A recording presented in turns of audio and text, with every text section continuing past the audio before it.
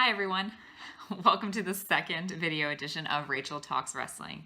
Today what I'm going to be going through are my predictions for the Money in the Bank pay-per-view that's going to be taking place tomorrow, Sunday, June the 17th on the WWE Network. So let's get started. Let's go right into the card and talk about a couple of the matches that we're going to be seeing. So the first one we've got on the card coming up is Daniel Bryan versus Big Cass. And got Daniel Bryan right over my shoulder, so let's talk about it first. So what I think is going to happen here is we've been getting for several weeks now this big man versus little man. Little man. Big Cass picking on Daniel Bryan because he's smaller and because of his wrestling ability and everything like that. And so I think tomorrow is kind of going to be the culmination of that feud and that issue that's been going on between the two of them. And I think this will probably finally put it to bed. And what I think is going to happen is Daniel Bryan is going to get the win. He's going to get a yes lock on Big Cass, cause him to tap out, and that will be the end of that. And both of them will get to move into more fitting, more exciting storylines for both of them and really propel both of them in different directions. Daniel Bryan as he's back to his career, and Big Cass as he's really solidified himself as a heel. The next one we've got coming up is going to be for the Raw Women's Championship, and that is going to be with Nia Jax facing Ronda Rousey. The exciting thing about this is that this will be Ronda Rousey's first live singles match. And I think what's going to be really interesting here is to see just what they do with that and how much she's going to really get to do. Because we haven't seen her in any live events. We haven't seen her in any singles matches. And so it'll be really interesting to see how long it goes and how much they actually get to do in the ring. What I think is going to happen here is we have a natural feud getting set up with Natalya, probably with Ronda Rousey.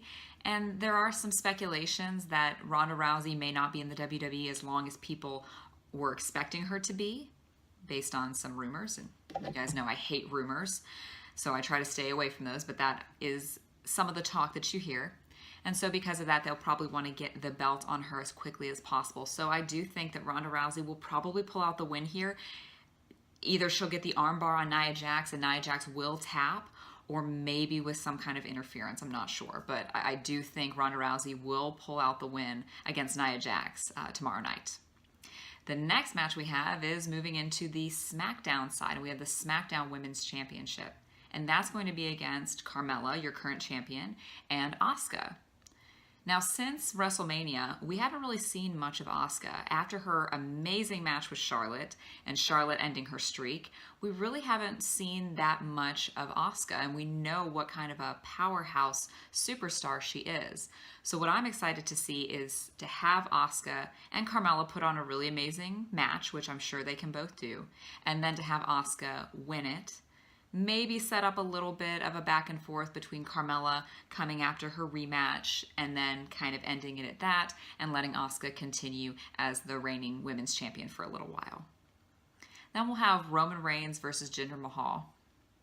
Not really sure what the storyline is here. I mean, I know that Jinder cost Roman Reigns his chance to win a qualifier for Money in the Bank, so that's obviously something between the two of them, but I don't know anybody in that locker room who would not have done the same thing, if possible, take out a competitor to be able to keep them from being in that match.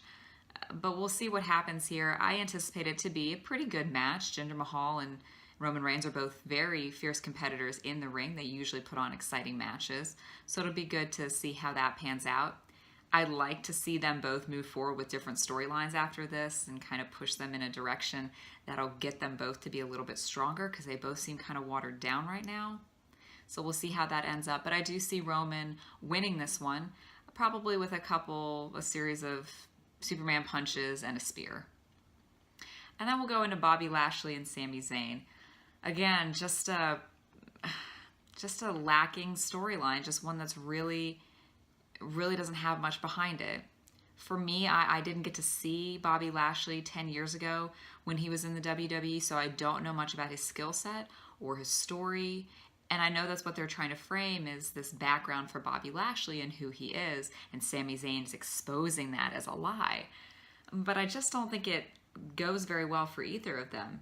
It doesn't make Bobby Lashley seem strong, and it doesn't make Sami Zayn seem like too much of a heel, because I don't think Bobby Lashley is that well liked yet. So I really do hope that this is an end point for this story as well, that we finish this off. They face each other. Bobby Lashley will probably win. Maybe he'll get one of those vertical suplexes on Sami Zayn, causing him some more vertigo at some point in the future, keeping him out of future matches, something like that. It could continue, but I really hope it doesn't. I think both of them would be better suited for stronger storylines in other directions. One of the matches I think a lot of people are really looking forward to is Seth Rollins versus Elias. Seth Rollins can do no wrong on Raw lately, and just even in live events that they've been having around the country. He is continuously defending that Intercontinental Championship week in and week out, and it is fantastic. And he's just a great competitor, puts on an amazing show. And then Elias, people have been wanting a push for Elias since before WrestleMania, and after what we got to see with him doing that private concert at Razoo's in New Orleans, and just the push that they were giving him, it seemed like it was really going to go somewhere. And then lately it feels like he's been falling into more storylines that just go nowhere. So it's really exciting to see him in a title match finally. So I do think the ending of this one will be Seth Rollins winning, retaining that championship, continuing to be the defending champion on Monday Night Raw in the absence of Brock Lesnar. However, I do have a possibility where Elias wins, and we'll get to that when we get to the Money in the Bank ladder match. So then moving on, the close second to Seth Rollins and Elias, I think, would be the last man standing match that's going to take place between AJ Styles and Shinsuke Nakamura for the WWE Championship. Now, I personally think they could have chosen a much better stipulation for those two. We could have done a Hell in the Cell match to really end it all, because this is the 5th time these two competitors are going to be facing each other in the last few months. And we've been met with a lot of different endings. We've had double countouts, we've had disqualifications, lots of low blows, we've seen it all. And it would just be nice to see these two really showcase their talents in a match to end it all. Hell in the Cell, or Falls Count Anywhere, something like that. But we're getting a last man standing match, which is still going to play to the strengths of both men. What I think is probably going to happen is we're going to get a lot of near falls, a lot of almost 10 counts where one or both competitors doesn't answer the call.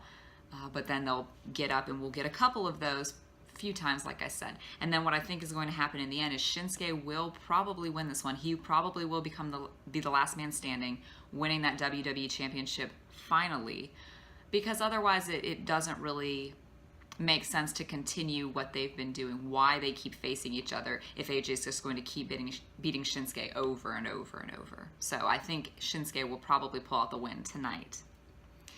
Okay, moving forward, our final events, or our 2 co-main events, I think, are going to be the women's Money in the Bank ladder match and the men's Money in the Bank ladder match. So we'll probably start with the women's Money in the Bank ladder match. And again, this is the second one. We had the inaugural one last year, which was very exciting. The women had never done a Money in the Bank ladder match before, so to be part of that really set the ball rolling, to have them in their first ever Royal Rumble, and all of these firsts for the women, the Hell in the Cell match and all of that. So the Money in the Bank kind of started it all, so that was really exciting to see last year. And it was an exciting ending. A little bit of interference from James Ellsworth. Carmella gets the Money in the Bank contract. So we'll see what happens this year. Between all of the 8 women, we've got Natalya, Becky Lynch, Sasha Banks, Naomi, Lana, Charlotte Flair, Ember Moon, and Alexa Bliss. Out of all of them, the one person I think is going to probably walk away with that contract will be Natalya. As much as I love to see Becky Lynch walk out with it, because I think she's been doing amazing and I love Becky Lynch, I think it's going to come down to Natalya climbing that ladder and getting that contract. Because if we think about it, she's really the only one who has a logical feud or a logical path forward with someone who has either a championship or a championship opportunity. So I think if Ronda wins the Raw Women's Championship tomorrow night. Natalya will cash in very soon after she wins the Money in the Bank, maybe at Raw in the next couple weeks, or maybe even the next night, which would be really exciting. Pulling that title off of Ronda and then setting up the whole, I taught you everything you know, I'm helping you out in this, getting them to kind of have a feud between each other and moving that towards SummerSlam. So for the men's side is going to be much more difficult to call, I think. We've got Samoa Joe, Kevin Owens, The Miz, Bobby Roode, Rusev, Braun Strowman, Finn Balor, and one member of the New Day who is yet to be determined. I think it's going to be Big E. That just makes sense to me. With all those other big men in there, I would think it would be Big E. So moving in, we've got so many different options here. I could just as easily see Kevin Owens getting it as I could see Finn Balor. Both of them had the Universal Championship at some point in the past, and they won it back. But what I think is going to happen is it's going to be going to Braun Strowman. He is going to get it. There doesn't seem to be any way that he can't get it unless all of the men gang up on him and take him out of the match and then just fight between each other. But it's going to be Braun Strowman, and that will get him into the position to maybe cash in at SummerSlam, because that's the next time we're going to see Brock Lesnar. We won't see him before that. So at SummerSlam, when he defends the title against somebody, maybe we'll see Braun Strowman cash in there. Now, as I said previously, I do have another idea of what could possibly happen with the men's Money in the Bank ladder match.